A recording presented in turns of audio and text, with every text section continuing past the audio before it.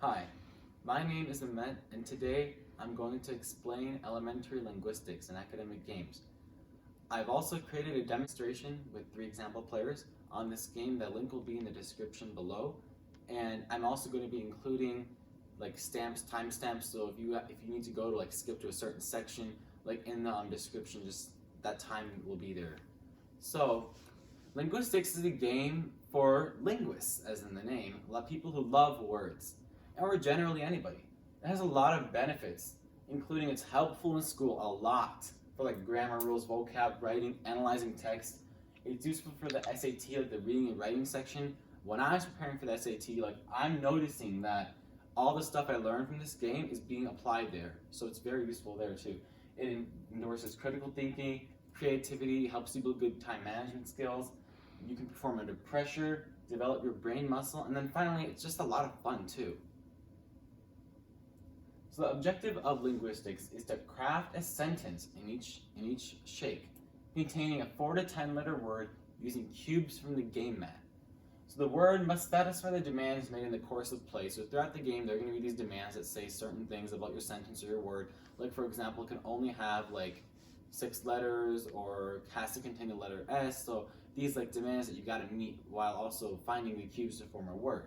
And then it has to be used in a sentence type designated by the first player. For example, if it's exclamatory, meaning it's has an exclamation mark, or if it's imperative, it's kind of like a command. So you have to follow those as well. So before we begin, let's just go over the materials.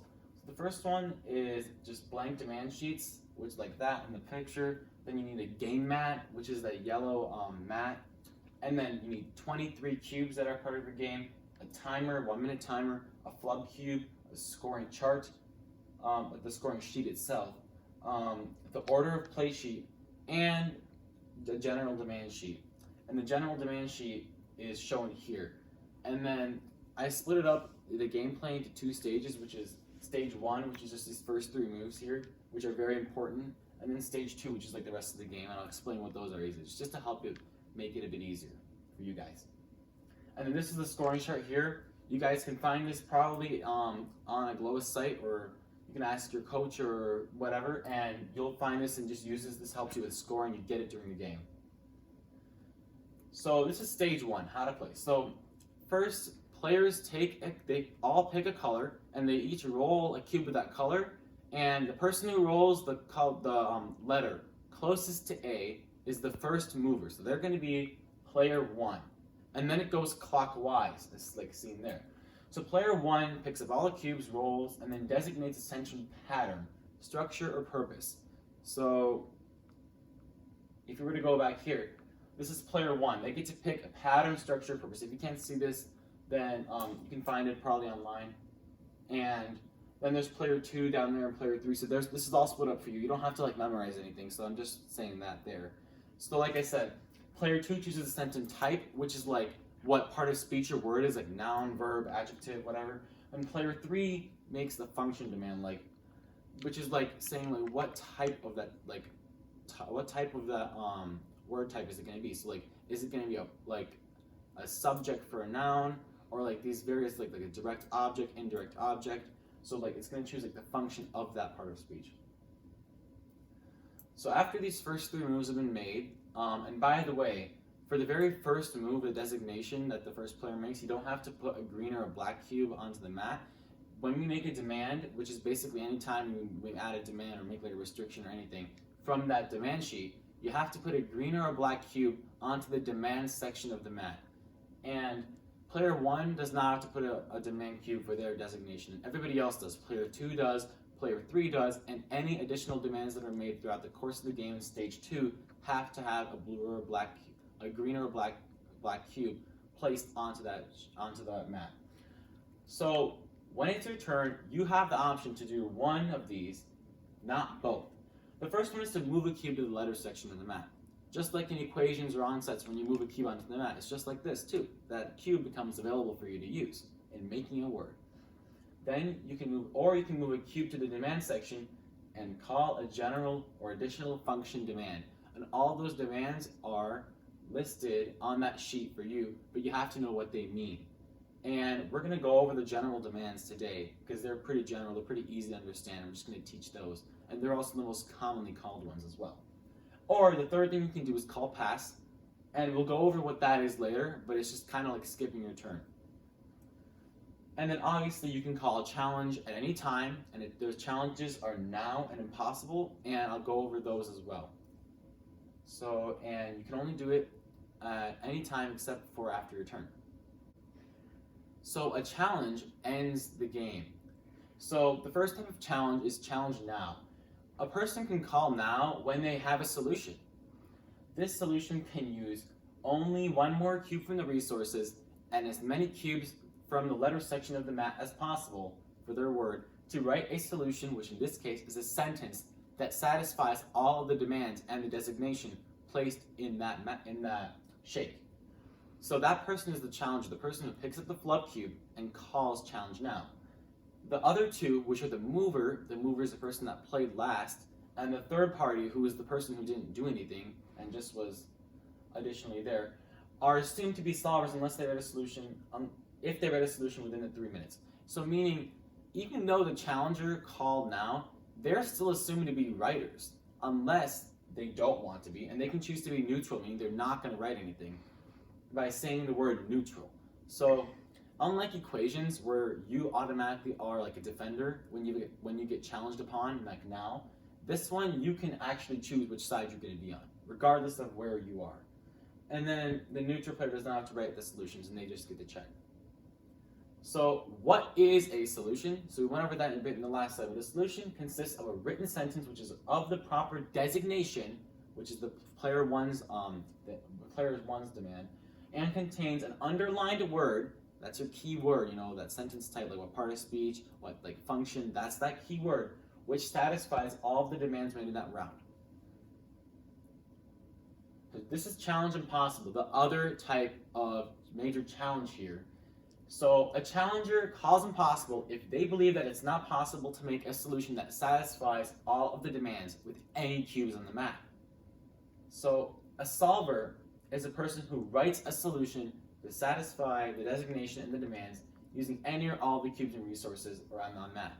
So unlike challenge now, challenge impossible solvers can get any of the letters in the resources and the map. They're not limited to just one more. They have more freedom. And then the third party is assumed to be a solver, like for challenge now, unless they want to be neutral in the first minute. So you're kind of always declared a solver unless stated otherwise. So now let's go over the pass move. So each player receives one pass per shake. The pass allows you to just skip your turn and move to the next player. So this is a very strategic component of the game because you only get one per shake. And if you call pass, the best place to use it is that when you call pass, you're going to avoid a move that would allow another person to make a challenge. Like if there's one, if there's a group of letters, and all these letters make a solution available to another player, and we're not at a force out yet, last procedure, then you're going to want to call pass to avoid having a challenge be called upon you. So after 3 passes in a row, because all the players notice something's wrong, like, hey, we can't do a move, a force out automatically occurs. And then during stage 1 of the game, no passes can be made. So during those first 3 moves, no passes.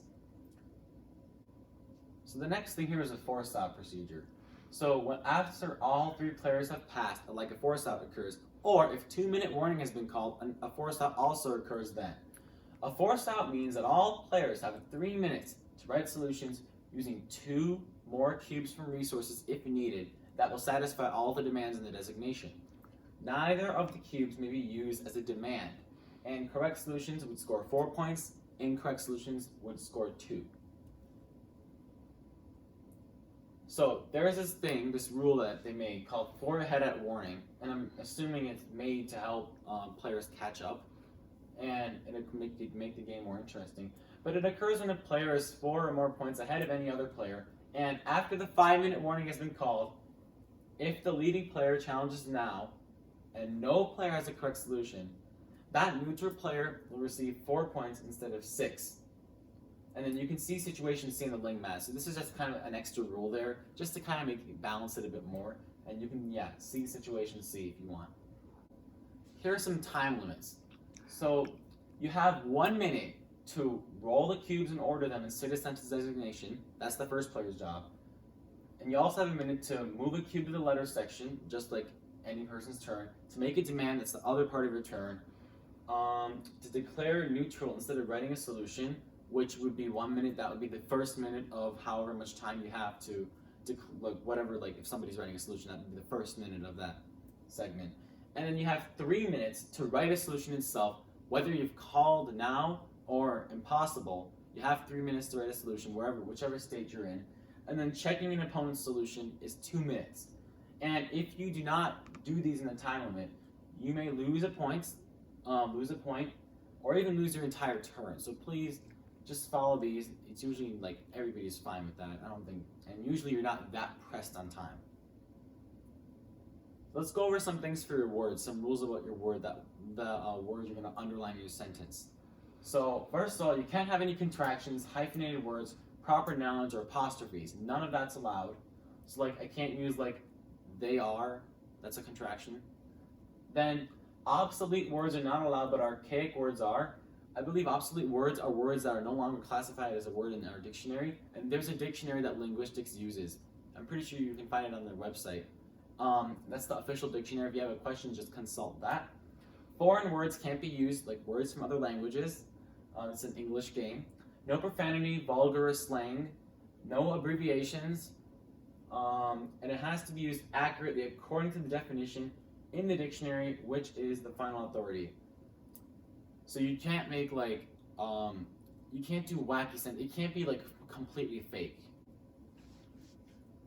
So it also has to be used in the sentence the way it's normally used. So like a word can't be called an adjective simply because like you want to use it in that manner. It has to be used in the way it's normally used. And then rulings are going to be made in those concerning themselves with the subject matter of the game, as opposed to those who have developed like a gimmick. Now for the sentence itself, here are some rules about the sentence. It has to follow some requirements. First of all, it has to be justified as reality. You can't have a sentence that's like fake, and you can't use the words "in my dream" to make it justify reality. It has to be something realistic.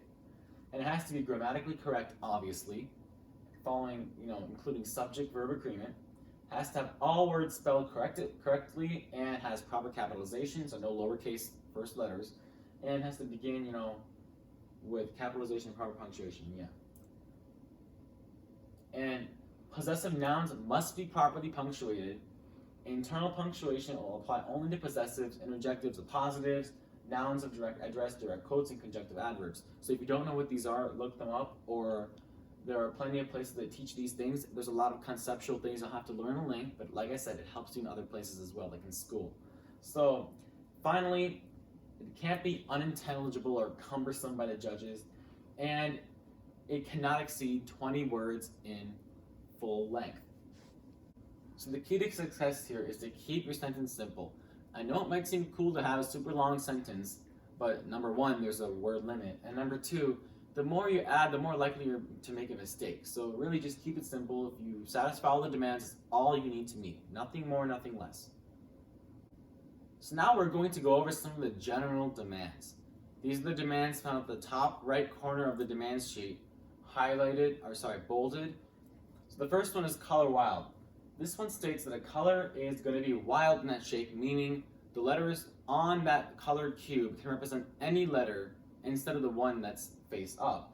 And for that, in the word to be formed, the word that's underlined in your sentence, the cubes of that color may represent any single letter more than once, or may represent different letters as well. So here's the thing you can't have. You can't have one cube color that's color wild represent like 3 different letters. You can use each cube available of that color to represent any letter you want. So here's an example. If a player calls pink wild, and in that solution, one pink cube stands for K, and another one stands for X, and another one for X again. So there was 3 cubes being used from that color representing 3 different letters. And the most important thing is not to call color wild again, because it can only be called once. And if you do call it again, somebody can challenge a possible on you. So be careful. The next one is must contain. This is very simple. When you call must contain, you're saying must contain blank filling in a letter. The word that's underlined in the sentence has to contain a specific letter designated by you. Let's say, for example, that a player calls must contain the letter X. The sample word could be exit. That contains X. And like I said before for Color Wild, this can only be called once throughout each shake. Must not contain is the same exact thing as must contain, except for that you can't use that letter. It's not allowed, not permissible for you to be used in your word. You can use it throughout the rest of the words in your sentence, just not the one that's underlined, your main word. So, for example, you might call must not contain A, the sample word could be drum. That doesn't have an A. Next is letter transfer. So letter transfer states that a player can say, when they call this letter transfer, like X to Y, and you can fill that in with whatever.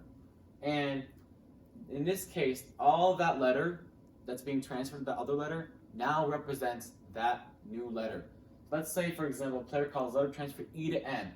In this case, all E's are entirely eliminated from the shake. So it's kind of like must not contain.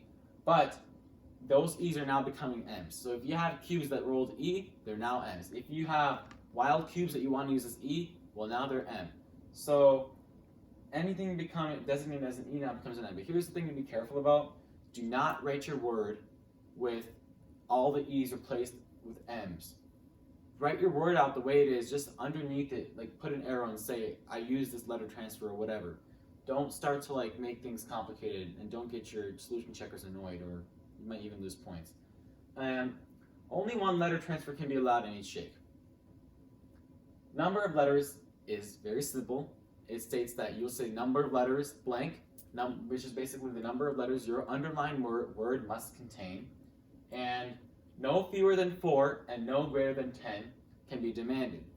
And then if a player calls must contain 6 letters, a sample word could be slowly.